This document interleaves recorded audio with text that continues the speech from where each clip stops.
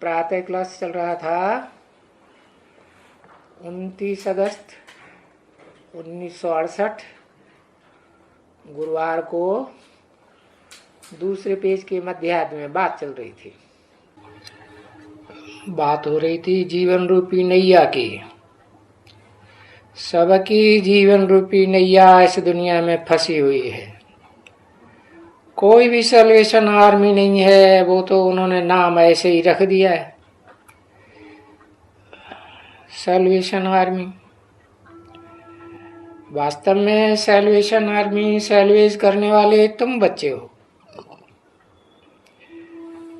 ये सभी अटक पड़ी है। तो सैल्वेशन आर्मी तुम सैल्वेज करते हो। वो सैल्वेशन अलग है और वो सैल्वेज करते हैं स्थूल स्टीमर को। जो स्टीमर कहाँ अटक पड़ा है नीचे जा करके, डूबा डूबा नहीं पड़ा है, समझे ना।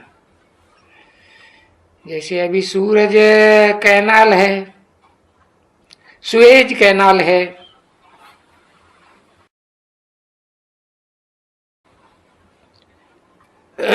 भूमध्य सागर से लाल सागर होती हुई, तो वहां पड़े हुए हैं, लटके हुए हैं स्टीमर। तुम बच्चे भी लटक पड़े हो, अर्थात तुम्हारी जीवन रूपी नैया भी लटकी हुई है। कहाँ? ये रावण के 5 विकारों रूपी जंजीरों में जकड़े हुए हैं।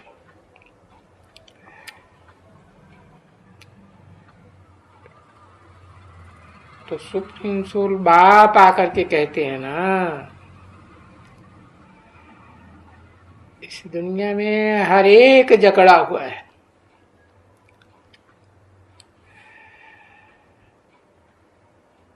तो वो कहते हैं ना कि मुझे लिबरेट करो, सैल्वेज करो। अच्छा, ये भी कहते हैं ये बेड़ी डूबी हुई है। और बाप भी पत्रों में लिखते हैं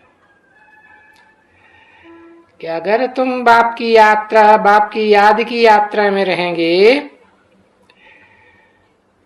तो तुम पार जरूर हो जाएंगे। क्योंकि यहां आकर के इस दुनिया में, नार की दुनिया में फंसे हुए पड़े।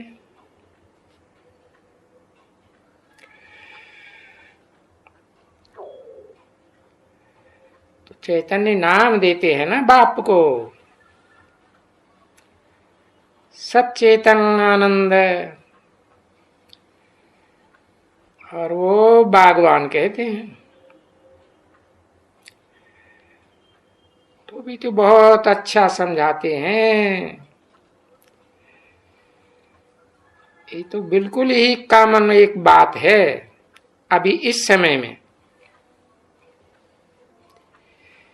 यूं नहीं तो कोई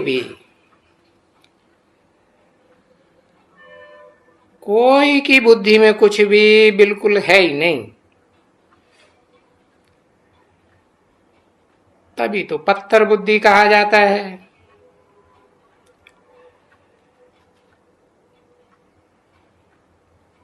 कि तुम पत्थर बुद्धियों को फ्लावर्स भी होने का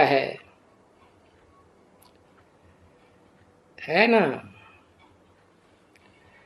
अभी तो ये कांटे हो, ये तो समझते हो। कांटा दुखदाई होता है, इसीलिए तो कांटा कहा जाता है। बड़े हिंसक बन पड़े हो। अभी तुम बच्चों को अहिंसक बनना है, समझा ना। और ये बात सब बच्चों के लिए है, क्योंकि अगर समझो कि कोई जो आते हैं धर्म स्थापना के अर्थ धर्म पिताएं, वो भी तो पहले पहले पवित्र ही आते हैं ना, पवित्र धाम से आते हैं, वो कोई अपवित्र तो नहीं। बाप ने समझाया है, कभी भी कोई भी पहले पहले कभी भी कोई सजा नहीं खाते हैं, क्योंकि पहले सात्विक आत्मा होती है, सात्विक कर्म करती है।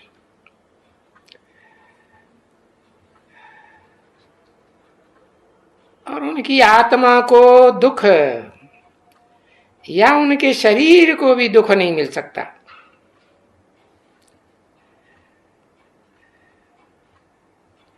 क्योंकि जहां प्योरिटी होती है वहां दुख कैसे होगा।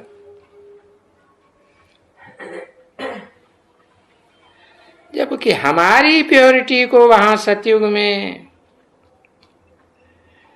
कोई भी पाप ही नहीं होते हैं।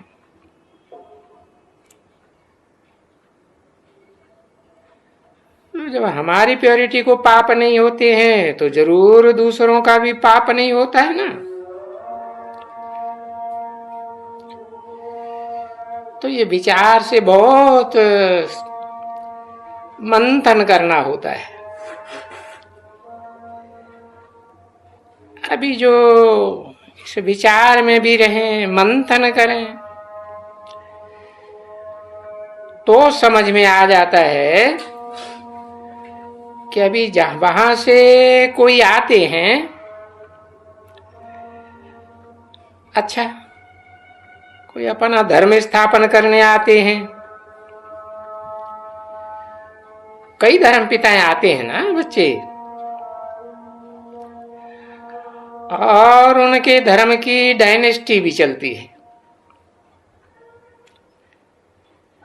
क्योंकि एक डायनेस्टी ये सिख धर्म की भी डायनेस्टी चली है, थोड़ी चली, बाकी कोई की डायनेस्टी नहीं चली है। छोटे छोटे जो ऊपर वाले हैं ना, ये जैसे सन्यासी हैं, तो इनकी कोई डायनेस्टी थोड़ी ही चली है, कोई राजाएं थोड़े ही बने हैं।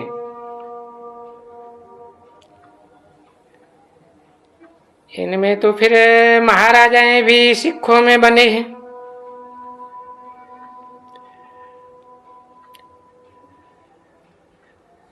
अभी तो है ना, सिख लोग में महाराजा लोग भी हैं। बाकी तो वास्तव में इस दुनिया में और कोई भी डायनेस्टी नहीं हुई है।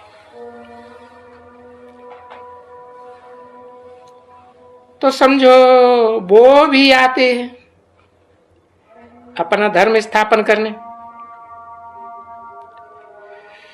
तो कभी भी ये नहीं समझना चाहिए कि नई आत्मा जो वहां से आती है आत्मलोक से,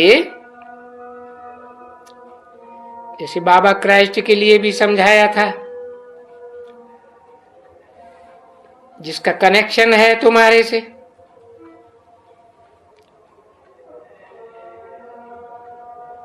भले कृष्ण की राजधानी है और वो स्थापन करने आया है।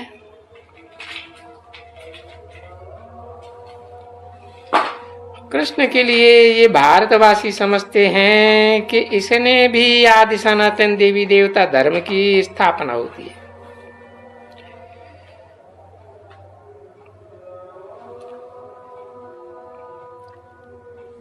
परंतु वो भी कृष्ण ने राजधानी स्थापन की, ये एब्सोल्युटली रॉन्ग है। क्योंकि नाम के पिछाड़ी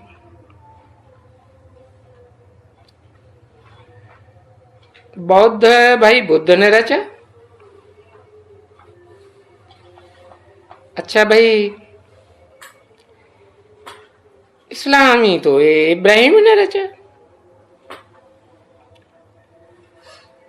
तो देखो,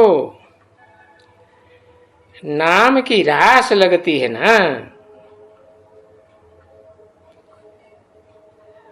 और धर्म से नाम तो तिरता है ना। तो क्राइस्ट देखो, क्रिश्चियन का क्राइस्ट नाम आता है, धर्म पिता का। और ये है देवी देवताओं की डायनेस्टी, ठीक है ना। तो अभी उस धर्म पिता का नाम कहाँ है, वो कहाँ है? तो अभी तुम बच्चों ने जाना है कि वो देवी देवताओं को बनाने वाला फिर बाप है ना।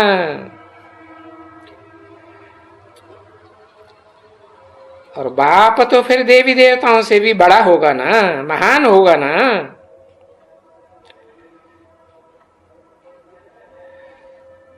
तो बाप ही आकर के ये देवी देवताओं का धर्म स्थापन करते हैं।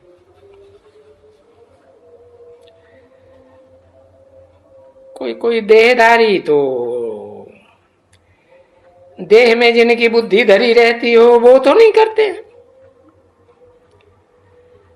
ना बच्ची। उन सब का तो नाम पड़ जाता है। जो जो भी धर्म स्थापन करने आते हैं उनका नाम पड़ जाता है। अब तुम्हारा क्या नाम है भला बताओ तो। अभी धर्म स्थापन कर रहे हैं ना, तो कहाँ है वो डायनेस्टी? 29 अगस्त 1968 की प्रातः क्लास का 3रा पेज। फिर देखो, नई दुनिया में डायनेस्टी हो जाती है तो एक तो बाप कहते हैं, एक तो अपन को तुम रूहानी मिलिट्री जरूर समझो। क्योंकि तुम रूहानी दुनिया स्थापन करते हो। उस नई दुनिया में सब अपन को रूह ही समझते हैं। वो धर्म पिताएं आते हैं, वो खुद भी देह अभिमानी, बुद्धि मन सारा देह में धरा रहता है, तो उनके फॉलोअर्स भी देह अभिमानी। तो अभी ये अच्छा तुमने बाप को समझा कि जब ये रूहानी बाप आते हैं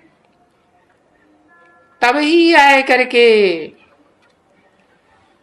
ये लोग जो कमांडर है या जो बड़े बड़े मिलिट्री को होते हैं ना, कर्नल या कोई भी होते हों बड़े, तो झट उनको कहेंगे अटेंशन प्लीज। किस बात में अटेंशन है? आत्मिक स्थिति में स्थित हो जाओ।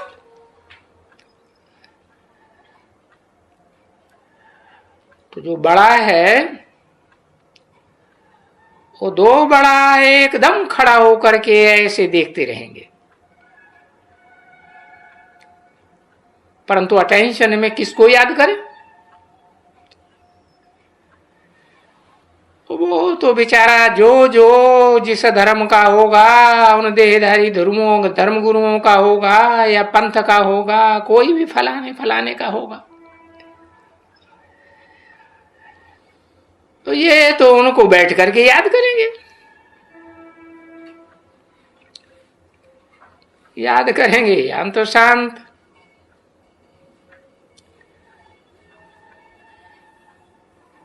अभी शांति तो ऐसे ही तो पूरी शांति हो जाती है।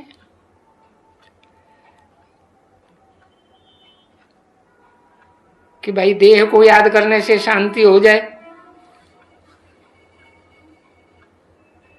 नहीं तो ये अपन को आत्मा समझ करके कि भाई मेरा स्वधर्म ही शांत है, उस शांति में रहें। और फिर क्या याद करें, किसको याद करें? वो तो हुआ शांत में रहना, तो याद किसको करें? तो वो याद करने का तो कोई को किसी को ज्ञान मिलता ही नहीं है, जिससे उन सब के पाप कट जाए। अब अशांति को क्या करें? बोलते बोलते शांति शांति घुट जाएंगे और क्या करेंगे?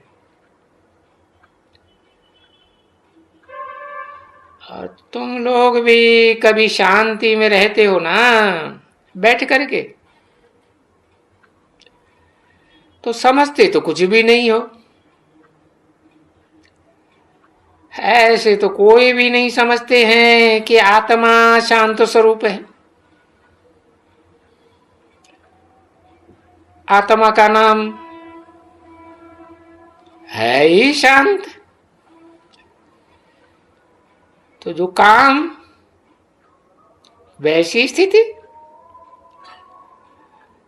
तो फिर उनको इस देह से, देह की इंद्रियों से, देह के पदार्थों से, संबंधियों से डिटैच होके बैठना पड़े।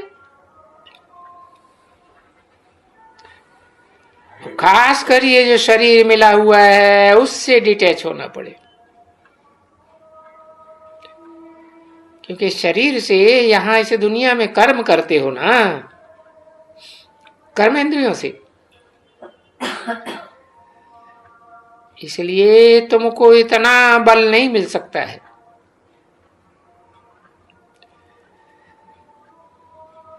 जो तुम उस डिटैच होने की स्थिति में बैठ सको।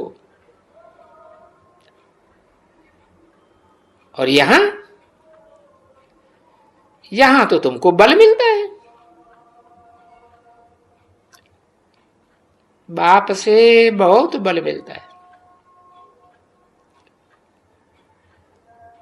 तुम बहुत समय डिटैच होकर के बैठ सकते हो, आत्मा समझ करके बैठ सकते हो।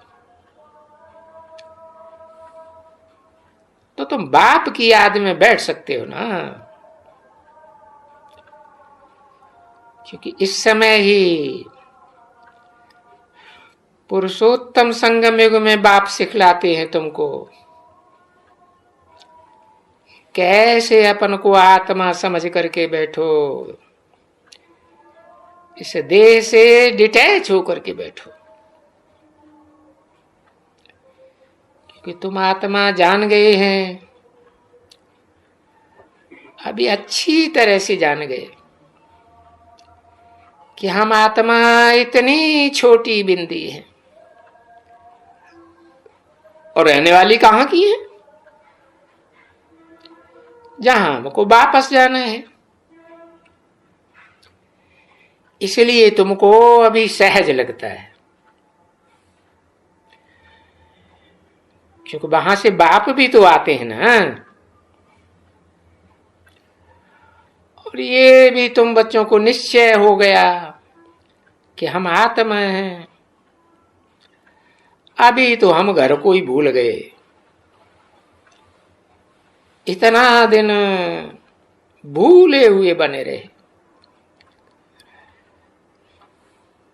और कोई कोई ऐसे थोड़े ही समझते हैं कि हमको ये आत्मा है, घर भूल गए हैं और हमको घर जाना है। घर जाना है, कैसे जाऊं? तो बाप ने समझाया ना कैसे जाऊं, क्योंकि सारी ही आत्माएं पतित बनी हुई हैं। पतित बनी हुई हैं माना नीचे गिरी हुई हैं, तो जावे कैसे? तो न तो कोई ऐसा समझाने वाला है कि जिसको याद करो।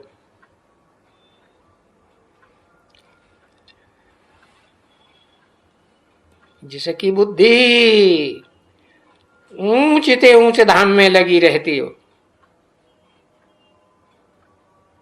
कोई है क्या? क्यों? अरे ये तो एक ही सुप्रीम सोल है, सब आत्माओं का बाप। तो देखो बात बहुत थोड़ी ऐसी है, और पाई पैसे की बात है याद करने की। किसको याद करो? भगवान को याद करो। है कौन भगवान? अरे फलाने फलाने को याद करो। तो ये बहुत ही कहते रहते हैं कि भाई उनको जपो। अरे जपें किसको? पहले उसको याद तो करेंगे। खाली जपेंगे राम राम राम तो रामचंद्र के पास चले जाएंगे। परंतु नहीं, अब जपना तो है एक को ही, ऐसे नहीं कि भगत हनुमान को जपेंगे याद करेंगे, हनुमान राम को याद करेंगे, राम शंकर जी को याद करेंगे और शंकर जी शिव को याद करेंगे। अब ढेर को याद करना है क्या? अरे याद तो एक को ही करना है ना, ये है बात। भले अगर समझो कि भक्ति मार्ग में तो जपते हैं, शिव शिव शिव शिव कहते रहते हैं, उन विचारों को तो मालूम ही नहीं है ना, कुछ भी नहीं मालूम कि शिव शिव कहने से क्या होगा।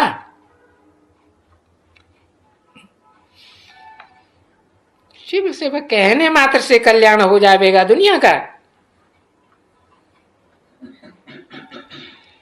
तो ऐसे इस दुनिया में कोई भी नहीं है जिसको ये बात मालूम हो कि शिव शिव कहने से हमारा पाप कटेगा। नहीं, ये तो किसको भी मालूम नहीं है, बिल्कुल नहीं मालूम है कि वो शिव है क्या, कौन है। क्योंकि ये शिव को याद करने के लिए भी तो गुरु लोग मिलते हैं ना बच्चे। हाँ, वो जो शिव को याद करने के लिए गुरु होते हैं तो बोलता है शिव को याद करेंगे, फिर ये भी बंद कर दियो, तो फिर घंट बजेगा। अब शिव के मंदिर में घंट तो बजता ही है।